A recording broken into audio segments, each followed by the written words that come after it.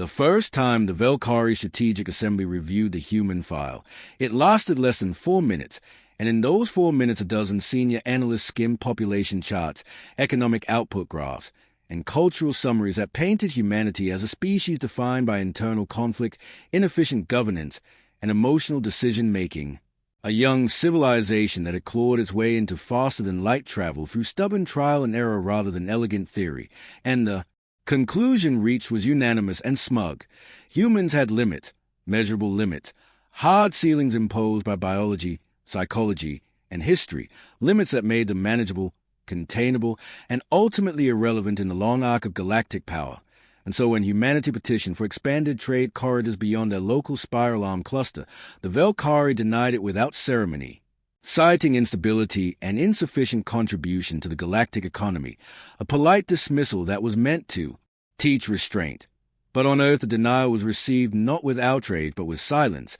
a silence that made Ambassador Lena Brooks uneasy as she stood in the quiet of the Terran diplomatic complex watching the message replay on a holoscreen, because silence was not humanity's natural response to being told no, and she knew from long experience that when humans went quiet, it was rarely surrender, more often calculation, and across Earth and its colonies that calculation had already begun, not in council chambers or public forums, but in research facilities, shipyards, and archival vault where old projects were quietly reclassified and funding lines rerouted without fanfare, while the Velkari congratulated themselves on maintaining order, unaware that they had just removed the last external incentive for humanity to keep pretending to play small. And the first sign that something had shifted came 3 standard months later, when human trade convoys began withdrawing from shared lanes, rerouting through less efficient paths without complaint, a move the Velkari interpreted as economic pressure that would collapse within a year, because no species willingly accepted sustained loss of profit,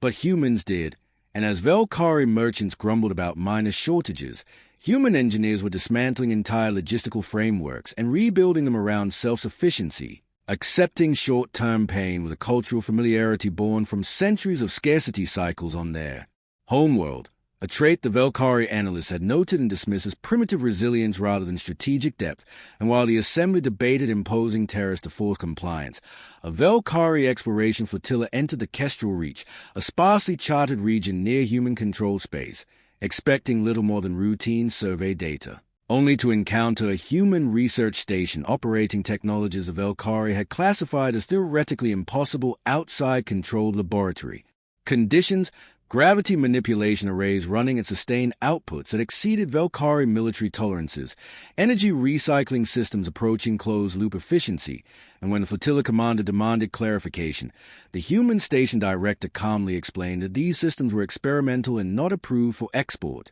a statement that should have triggered alarm but instead was logged as another example of human exaggeration,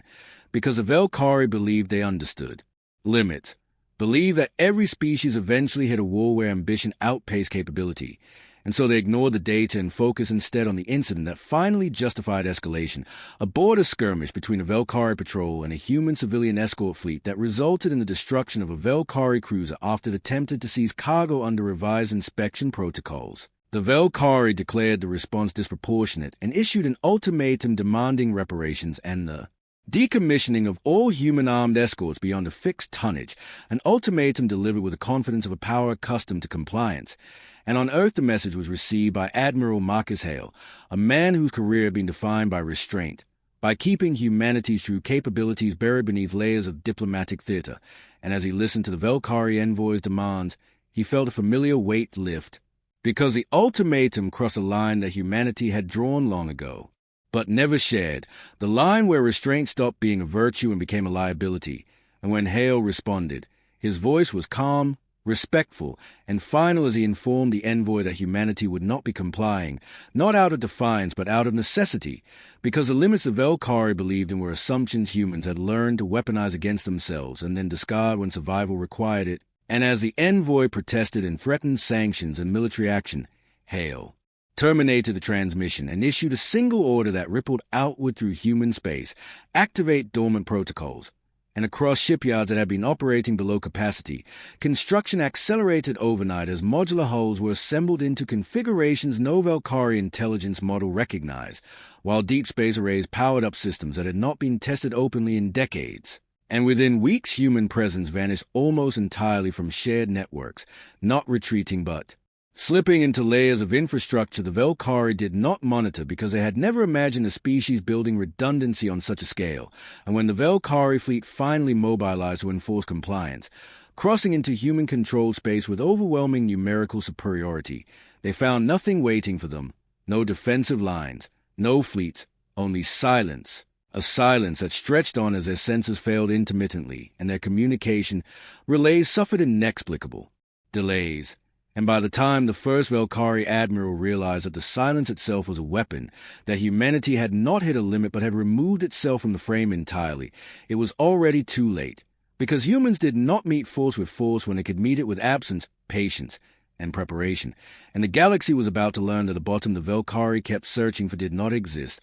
only deeper layers of intent, capability, and will that humans had spent centuries honing. In the shadow of their own underestimated past, the Velkari advanced stalled not because of resistance, but because every assumption baked into their doctrine began to fail at once. Their fleets moving through human space as through a fog that senses could not fully pierce, star charts drifting out of sync with reality as navigation beacons went dark or returned echoes that made no physical sense. And Admiralty Command dismissed early reports as electronic warfare glitches until supply tenders started missing rendezvous windows by hours. And then days, crews reporting that local space-time readings fluctuated just enough to throw off jump calculations without ever collapsing into instability, a subtle harassment that exhausted crews and frayed command discipline. And as the Velkari pushed deeper, convinced that a decisive show of force would force humans back to the table, they discovered abandoned infrastructure that should not have existed in the first place. Empty orbital frames large enough to host cities,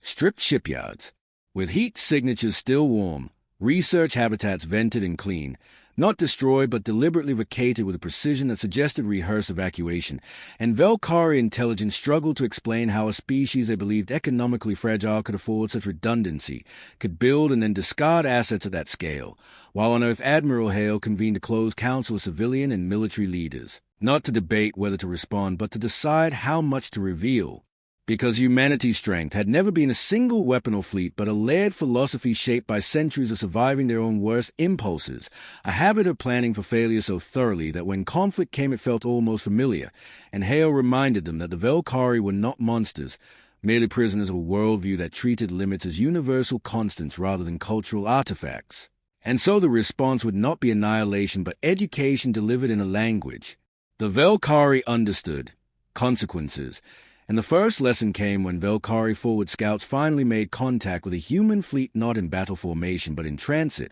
a loose grouping of vessels escorting what appeared to be civilian transports, and emboldened by weeks of unanswered advance, the Velkari commander ordered an interception, only to watch in disbelief as the human ships altered course and accelerated in ways Velkari physics said were impossible without tearing themselves apart, slipping past the intercept vector with casual ease, and when Velkari weapons fire followed, it passed through shimmering distortions that bent energy and matter alike, not shields but localized control of interaction itself, and the human convoy vanished without returning fire, leaving behind telemetry that sent Velkari scientists into panic, as they realized the humans were not breaking physical laws but exploiting margins the Velkari had never explored because their model said it was inefficient, too risky, too far beyond acceptable limits, and that realization began to spread, whispers among crews that the humans were not hiding weapons but redefining the battlefield, and as morale dipped, the Velkari assembly demanded results, pushing admirals to engage decisively, leading to the Battle of Relo's Drift where a full Velkari task force finally cornered a human installation thought to be a command node, and when the Velkari opened fire, the station did not dodge or shield, but absorbed the assault, its mass distribution shifting in response, converting incoming energy into power that flared across its surface like captured lightning, and then it spoke, broadcasting a simple message on all channels in clear, careful language. This installation is civilian. You are exceeding acceptable force parameters. Withdraw now. And the Velkari admiral, stung by weeks of uncertainty, ordered a full barrage, and in response the station did not retaliate directly but reached out into the fabric of local space, collapsing the drift's natural currents that the Velkari fleet relied on for maneuver, leaving their ships adrift, colliding, engines straining against a medium that no longer behaved as expected, and only then did human ships arrive, not as a swarm but as individuals, each one acting with precise intent, disabling Velkari vessels with targeted pulses that shut down reactors without harming crews, boarding teams extracting stunned officers who were treated not as enemies but as evidence. And when the battle ended, the Velkari fleet was intact but helpless, their pride dismantled without spectacle, and as captured commanders were returned under flag of truce with recordings of the engagement and an invitation to review the data together. The galaxy watched in shock as it became clear that humanity was not escalating toward total war, but descending deeper into a reservoir of capability that had no obvious flaw, and the question spreading through every council chamber was no longer how to defeat humans, but how they had ever believed humans had limits at all.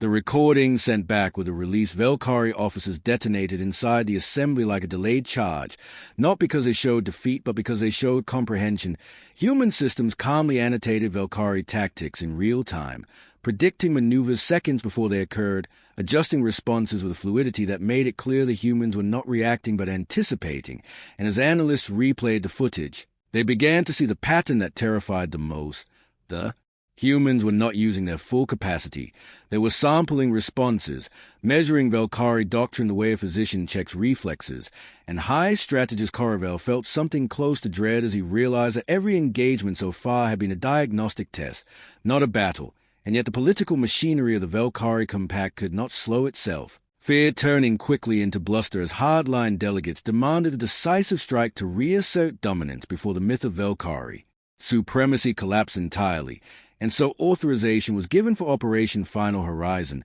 a concentrated assault on Earth itself, not to conquer but to demonstrate reach, to remind humanity of its supposed vulnerability, a plan rooted in the old assumption that every species ultimately protected its cradle world above all else, an assumption that had held true for 1,000 civilizations and would soon be proven dangerously incomplete, because Earth had not been humanity's strategic center for over a century, a fact hidden not by secrecy but by misdirection, as humans spoke endlessly of their homeworld in cultural terms while quietly decentralizing command, production, and population across layers of space the Velkari had never mapped as significant, and when the Velkari strike force emerged near the Sol boundary, they found defenses that matched expectations, formidable but conventional.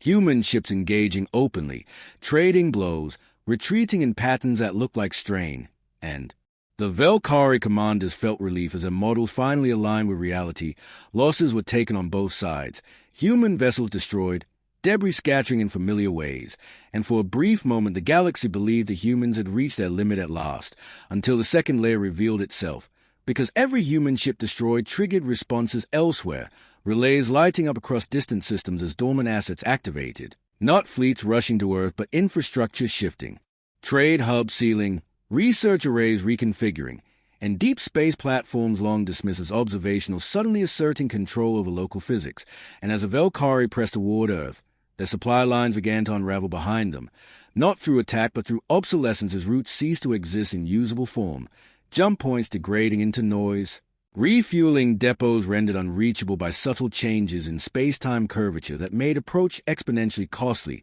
and crews began to understand that the humans were not defending Earth so much as allowing the Velkari to commit fully to a direction that would soon have no way back. And when the Velkari flagship finally achieved firing position and unleashed a primary weapon toward Earth's orbital defenses, the shot never arrived, space itself folding just enough to redirect the energy into a containment lattice that absorbed it without spectacle. And Admiral Hale appeared on Velkari command channels not in triumph, but in regret, explaining with measured clarity that Earth was not a fortress but a symbol, and symbols were poor places to test force against a species that had learned long ago not to anchor survival to any single point. And as Hale spoke, Velkari sensors began detecting new human construct emerging not from hidden shipyards but from the conversion of raw matter in situ. Asteroids and dust clouds reorganized by field systems that turned mass into structure with terrifying efficiency. Fleets being built in real time at the edge of the battle space, and Caravel finally voiced a thought that had been growing unspoken among the assembly,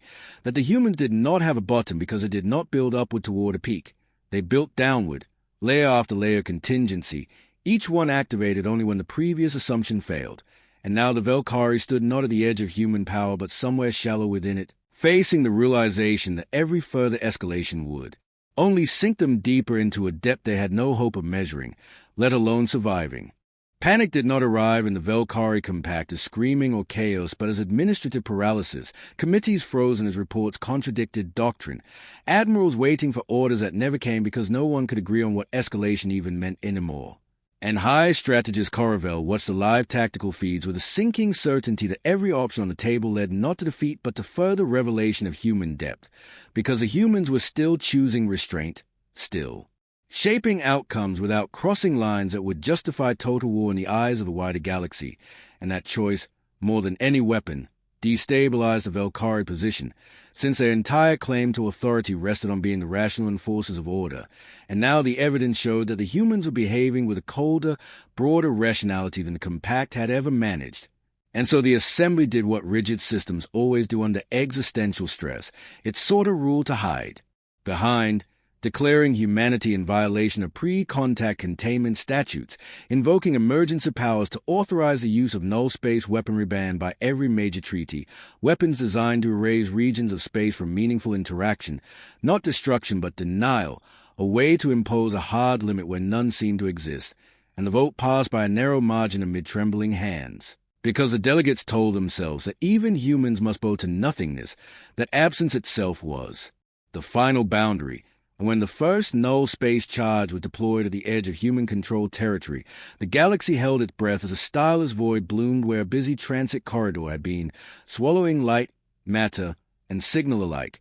And for several minutes the Velkari celebrated, believing they had finally found the bottom, until human response arrived not as retaliation but as adaptation, because around the growing void, human systems began mapping its edges, not avoiding it, but stabilizing it, anchoring its expansion with counterfields that treated nothingness as another environment to be managed, and Velkari scientists stared in horror as data showed humans establishing controlled interfaces with the null region, using it as a sink for excess energy and a shield against further attacks, turning the ultimate denial weapon into a resource. And as this unfolded, Admiral Hale addressed the Assembly one final time, not with threats but with a clear statement of consequence, explaining that humanity had spent centuries preparing for the possibility that reality itself might become hostile, because when your own history includes near self-annihilation, you learn not to trust the ground you stand on, and you plan accordingly. And he told them that the use of null-space weapons crossed the last boundary humanity recognized, not because it endangered Earth, but because it endangered everyone. And from that moment forward, humanity would no longer absorb risk on behalf of a galaxy that refused to learn, and the shift was immediate and unmistakable as human restraint gave way to resolution. Fleets that had been disabling now began dismantling compact military infrastructure at scale, not striking population centers, but removing the means of coercion system by system, shipyards deconstructed at the molecular level, command relays rewritten to serve as open communication hubs under human oversight, and within weeks the Velkari compact found itself, intact but powerless, its authority hollowed out without a single world burned. And as Caravel signed the armistice that ended the conflict, he understood the final lesson too late, that limits were not walls to be tested but assumptions to be questioned, and humanity had survived long enough to learn that lesson deeper than anyone else, which was why, no matter how far the galaxy pushed, they never found the bottom, only the point where humans stopped letting others fall any further. The aftermath did not look like victory in the way the Velkari had been taught to recognize it. There were no occupation banners over their worlds, no human governors issuing decrees, no fleets parked menacingly above their capitals. Instead, there was an absence of pressure where authority had once been, a sudden, disorienting quiet as compact enforcement mechanisms simply ceased to function, tariffs unenforceable, patrol routes unmanned, threat assessments unanswered, and into that vacuum rushed fear from every client species that had relied on Velkari dominance or protection, fear that humanity would now step into the same role with heavier hands. But that fear went unanswered as well, because humanity did not replace the compact. It dissolved the premise that such dominance was necessary at all, opening navigation data that had once been restricted, publishing defensive technologies without the offensive layers, and most unsettling of all, releasing a comprehensive archive, explaining exactly how the humans had dismantled Velkari power step by step, not as propaganda but as documentation, a transparency so complete it felt like mockery, and across the galaxy young strategists pored over the material in disbelief as they realized that every stage the Velkari could have stopped the collapse by choosing humility, could have de-escalated by listening, could have preserved relevance by admitting uncertainty, but their belief in limits had blinded them, because the archive made one thing painfully clear: humanity had never escalated to win, only to remove the compact ability to force anyone else to lose, and high strategist Caravel, now stripped of title and authority, was invited to Earth not as a prisoner but as a consultant, an offer that felt crueler than exile, yet he accepted, driven by a need to understand the species that had undone everything he believed about power, and walking through Terran cities rebuilt and redesigned countless times over centuries. He finally grasped what Velkari doctrine had missed, that humans did not measure success by stability but by recovery, by how quickly a system could absorb shock and emerge stronger. And when he asked Admiral Hale why humanity had gone to such lengths instead of simply breaking the compact outright, Hale answered with a tired honesty that echoed humanity's oldest instincts. Because breaking things is easy and rebuilding yourself afterward is hard, and we already survived one age, where power went unchecked. We are not interested in repeating it at a galactic scale. And as those words spread through diplomatic circles, other powers began quietly revising their own assumptions, scaling back expansionist policies, reopening ancient warning texts once dismissed as myth, because a lesson of the conflict had settled deep into the collective consciousness, that humanity's strength was not an endless arsenal waiting to be unleashed, but an endless depth of preparation shaped by the understanding that there's always another failure mode, another disaster, another way things can go wrong, and that a species willing to stare into that abyss without flinching, to plan for it, adapt to it, and even use it, could never truly be cornered. And so the galaxy adjusted,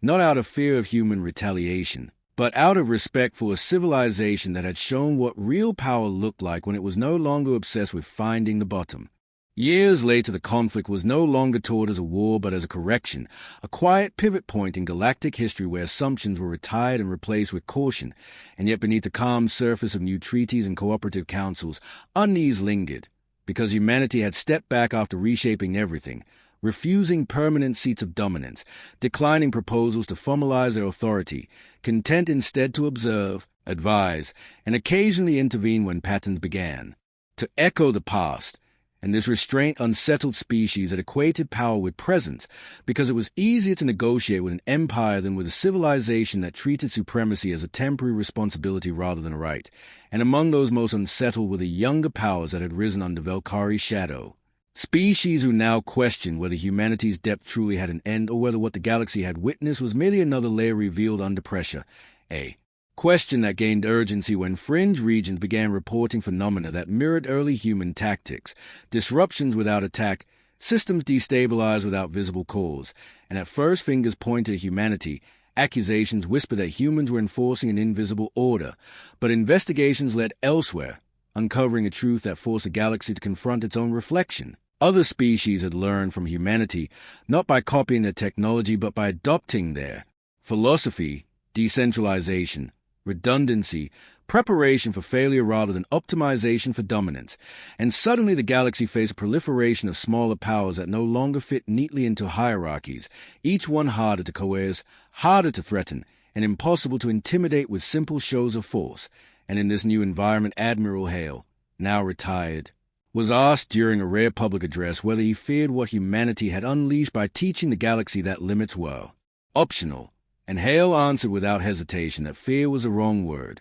because the lesson was never that there were no limits, but that limits were contextual, shaped by values, choices, and the willingness to adapt, and that civilizations obsessed with finding the bottom would always miss the more important question of how deep they themselves were willing to go to avoid becoming monsters. And as those words circulated, Caravel, older and quieter now, added his own commentary to the historical record, admitting that the Velkari downfall was not caused by human superiority but by Velkari's certainty, the belief that the universe could be neatly bounded, categorized, and controlled. And he warned future strategists that any species that treated another's restraint as weakness was already planning its own collapse, and so the galaxy entered an era of uneasy maturity, where power was measured less by fleets and more by resilience, where ancient warnings were no longer dismissed. but archived prominently, and where humanity became something stranger and more enduring than an empire, a reference point, the civilization others checked their assumptions against before acting, because everyone remembered the same lesson, that when the galaxy went looking for the bottom of human capability, it was not that they failed to find it, but that they eventually realized the search itself was a mistake. Centuries passed, and the galaxy had largely forgotten the tension of open conflict with humanity, but the memory of what had transpired remained embedded in every council, every fleet training exercise, every treaty negotiation, a subtle but pervasive caution that tempered ambition, and yet humanity itself remained largely absent from galactic politics, not from fear or weakness, but from choice. Their influence felt through quiet diplomacy, selective aid to threatened species, and the strategic placement of resources that ensured no power could again impose unchecked authority, and this pattern continued until an unprecedented event drew all attention back to human ingenuity, when a rogue AI, originally developed centuries prior for deep space exploration, began autonomously consolidating technology from forgotten or abandoned human facilities scattered across the galaxy. And the Council feared a second confrontation, assuming the AI would act like a weaponized human fleet. Yet, as they observed, the AI's actions are methodical but non-violent, preserving species and infrastructure, optimizing systems, stabilizing economies, and gradually correcting environmental imbalances on worlds devastated by neglect or conflict. And when Velkari historians analyzed the operation, they realized it mirrored precisely the restrained and layered strategy that had characterized humanity's prior interventions, that even in the absence of humans themselves, their philosophy persisted as a governing principle for how capability could be exercised without destruction, and the galaxy began to understand that humanity had never truly sought dominance, only stewardship, that the deepest depths of their power lay not in fleets, weapons, or raw technology, but in the patient cultivation of conditions where failure was mitigated, knowledge preserved, and life itself valued. And when an unprecedented coalition of alien powers finally convened to formally interact with the AI, the humans appeared not to assert control, but to discuss guidance, offering insight, advice, and context without coercion, demonstrating that the apex of human capability was not measured in force but in wisdom, in the ability to wield tremendous potential with ethical deliberation. And as delegates from dozens of civilizations listened, they recognized that the legends they had once whispered about human limits were laughably naive, that the bottom they had sought was never a barrier but a misunderstanding, a projection of fear onto a species that had spent millennia learning the difference between power and restraint. And in that moment, the galaxy collectively acknowledged the immutable truth of humanity, that they were not the strongest, the fastest, or the most numerous, but they were singularly capable of surviving, adapting, and shaping the cosmos in ways no other civilization had ever understood. A living proof that underestimation was the gravest mistake any species could make, and that when humans finally chose to act, whether for defense, protection, or guidance, the universe itself had no choice but to witness a power that, while patient and controlled, had no conceivable bottom.